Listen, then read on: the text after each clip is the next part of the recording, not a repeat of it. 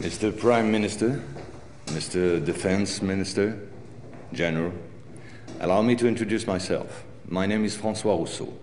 I'm in charge of an informal research group, which does not appear in your organization charts. Our president, to whom I personally and exclusively refer, thought it useful, if not necessary, that I clarify for you a certain number of issues. You think that as initiates you're better informed than most people. Allow me to doubt it. At this very moment, things are taking place. They are somehow serious enough for the informations and documents that I kept for you be revealed to you now. In a word, a manipulative operation unparalleled to this day on a planetary scale is being implemented and will be the final subject of my talk. As regards our era, everything in reality started just before World War II. Hitler had broken certain taboos, such as taking recourse to occultism and secret societies. The Ahnenerbe, a Nazi organization assigned with, among other things, archaeological and anthropological research, found this during an expedition to Afghanistan. This flying object is called Vimana, or Astra, by the Hindus. Moreover, during exploration of the subsoil by the Russians and Chinese in 1927, traces of a very ancient nuclear explosion were detected. Certain sedimentary layers had been atomically vitrified 50,000 years ago. The very same phenomenon can be observed around today's nuclear test sites. One must understand that Hitler, thanks to these discoveries, which he took highly seriously, was going to open a Pandora's box which no government, whether friend or enemy, wished to close afterward. Behind tragic history, which we all know, lies a theory based on the existence of full moons associated with the four geological cycle. According to Hans Erbiger, founder of the world ice theory, the Earth had undergone 4 semi-global extinctions of life due to the fall of one of these moons. Effectively, as one goes along, the satellite moved closer, gravity changed and triggered some deep mutation of the genetic standard, thereby creating a race of highly intelligent giants measuring approximately between 10 to 13 feet tall. Several tens of thousands years later, the moon crashed, the impact causing a serious rise in sea levels and a nuclear-like global winter.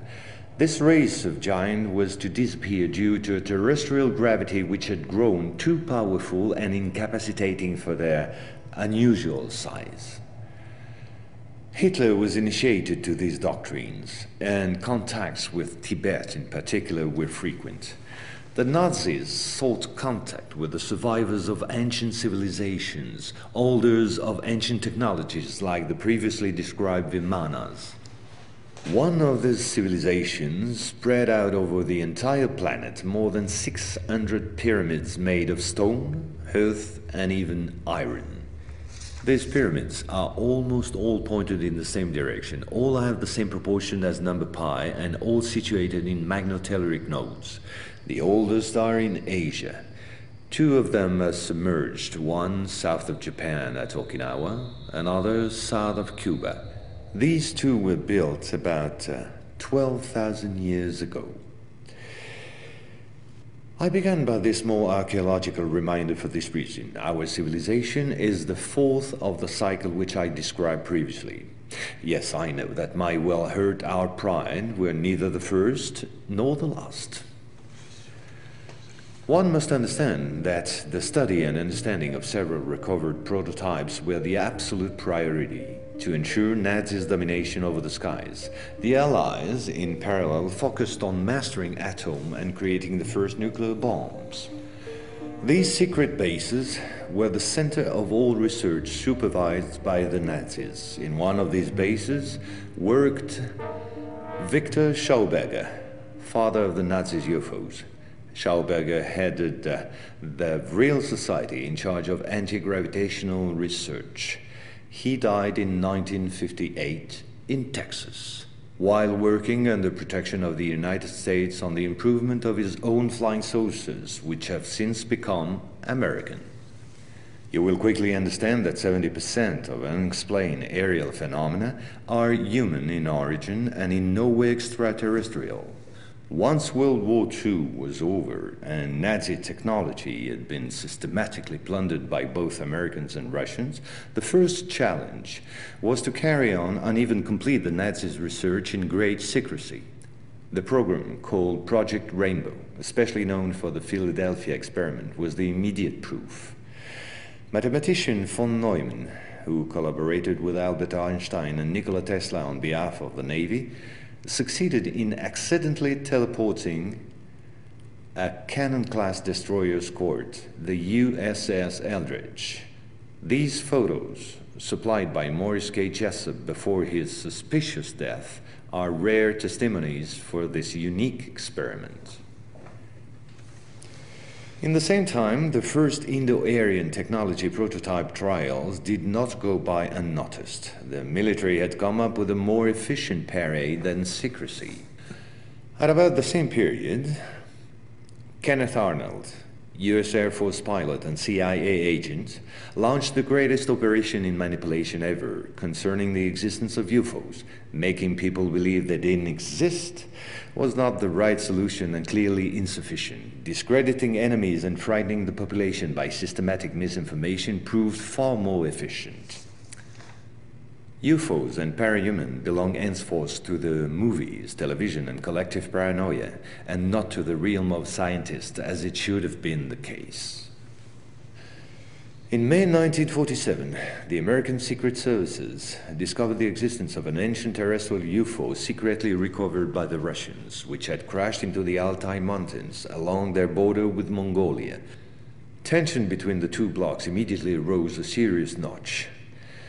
The discovery was spectacular, and so not to lose face, the Pentagon, in tandem with the CIA, decided to tell lies and imagine a huge bluff to convince both the Russians and the world at large that they too recovered a UFO in Roswell in July 1947. Of course, it wasn't true, but the bluff worked all the same. In February 1949, just after the so-called Roswell incident, an UFO was photographed and filmed in Antarctica. It was the first photo of this type of a cigar-shaped object. Other appearances were then to follow in one another by cyclic waves. At the same moment, the Apollo program, headed by Werner von Braun, was in full swing, and Dr. Braun in no way favorably welcomed the demand for paranormal experiments, which nevertheless took place during certain Apollo missions. This is the last known experiment on psychic and telepathic amplification, as well as detection of positron particles emitted by the Yogi towards the Apollo capsule. But these tests were all eclipsed by the systematic appearance of unidentified objects around orbital flights and the discovery of traces of civilization on the moon.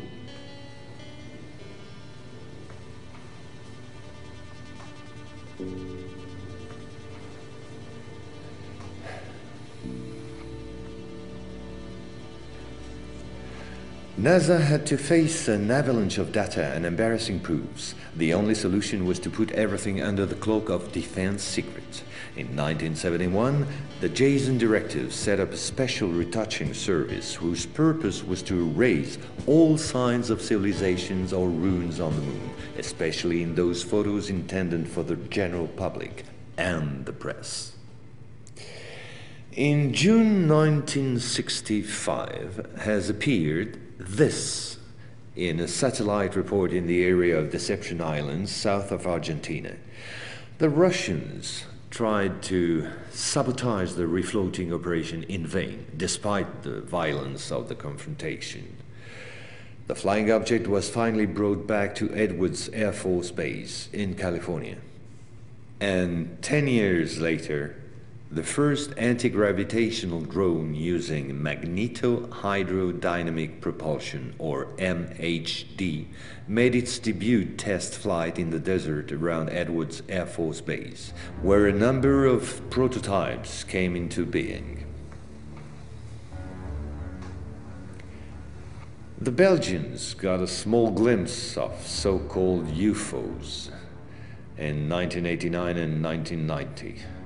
The incriminating model was a triangular-shaped Astra TR-3B or XR-7, capable of flying in total silence at more than Mach 10. Now I would like to speak to you about another concrete application of such technology. The B-2 bomber, whose development started in 1982.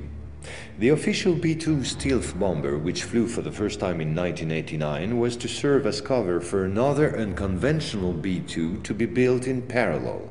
This top-secret model used, among other things, a plasma creation system, exploiting the airflow like an MHD generator. This system produces ionization of the air around the B-2, thereby suppressing air resistance while ensuring total invisibility for any type of radar. This nuclear bomber has flown for 15 years now at more than Mach 10. It can fly around the Earth in just a few hours without being seen. Naturally, such military research was to give rise to many commercial spin-offs. Over the last 10 years, we've seen the appearance of dozens of non-lethal armaments like E-bombs or electromagnetic bombs, as well as, of course, microwave weapons and powerful lasers. The US Department of Defense, through the multinational Raytheon, decided to invest a gigantic amount of money in an experimental program called HAARP, or High Frequency Activate Auroral Research Program. And it was quite a program. Officially, the base in Alaska studies the ionosphere. In truth, the real possibilities of the installation are enormous. Climate manipulations, deep detection of underground base or deposits, silent and remote destruction of any object, and most important of all, manipulation of human behavior. So in 1996, a Russian satellite discovered in Antarctica the almost intact wreck of an immense spacecraft, revealed by the melting of the glaciers. The ice samplings indicated a crash date some 24,000 years ago. At the same moment, a volcanic eruption on the Deception Islands, the same islands as before, forced the Russian to request help from the United States, given the urgency and importance of recovery of the vessel.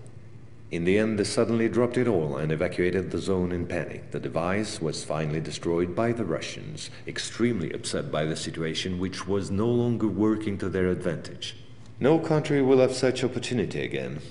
And this foolish action, as bad losers on the part of the Russians, was only to reinforce the position of the Americans as regards extraterrestrials. If this account seemed somewhat long despite my efforts to simplify, it was absolutely necessary to get to the subject I mentioned previously. The plot known as the Orion conspiracy. Our research group is convinced that UFOs constructed by the Americans or the Russians will be used to support an hoax attack on the Earth of extraterrestrial origin. The media taking care of the rest, of course. The reason? Once the threat of international terrorism has dissipated, the war economies of the major powers, with the United States at the head of the pack, will need a new enemy in order to still prosper. War on Earth will be replaced by space war against an enemy from beyond. So then, gentlemen, I thank you. A complete report will be handed to you at the exit. As for me, I'll see you again soon for a second update on a quite different subject. Gentlemen.